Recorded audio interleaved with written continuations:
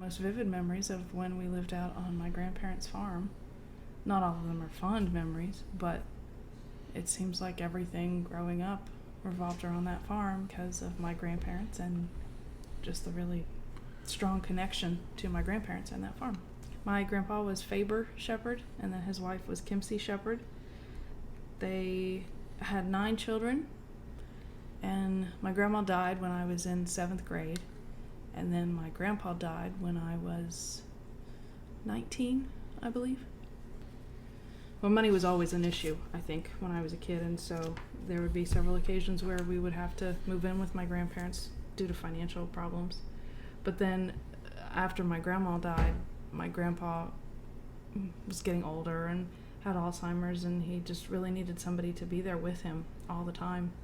So we moved in with him then, not for financial reasons, but just to take care of my grandpa. Mm-hmm. And it got really hard for my mom watching him just decline. And we ended up, my cousin, I had free reign pretty much, and I really liked just running around the farm. Parts of it were scary because I never actually saw any bears or any wild animals, but I was pretty convinced they were there. And I just liked hanging out, and there was this one section behind the barn where it was behind the barn and a little behind the chicken house, and there was this little creek that ran through it, and there were these trees there, but they weren't full-grown trees. Just the way it was set up, it always reminded me of the book, The Boxcar Children.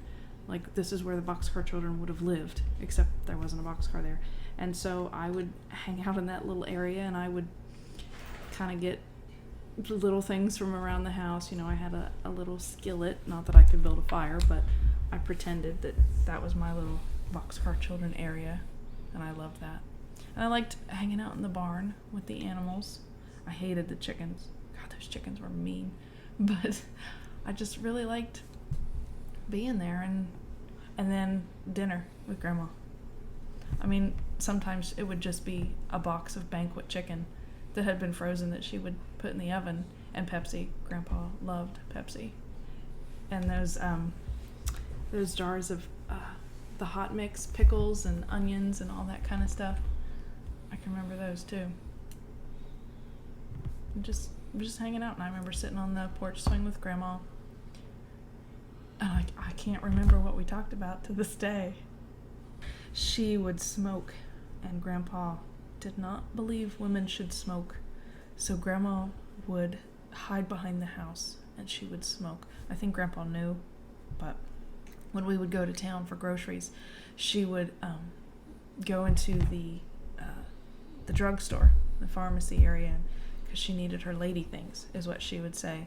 But if anybody thought about it, I mean, she was too old to need lady things.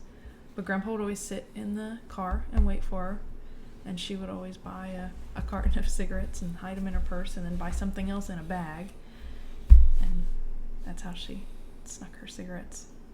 Well, what did you do for entertainment out there? What did the family do for entertainment? Grandpa liked to play dominoes. We would play dominoes a lot, and checkers. That man, he beat me every single time, and I was always convinced I'm going to beat him one day. And so I'd always ask him to play checkers, and I would never win, ever. He would never let me win. I mean, he played for real.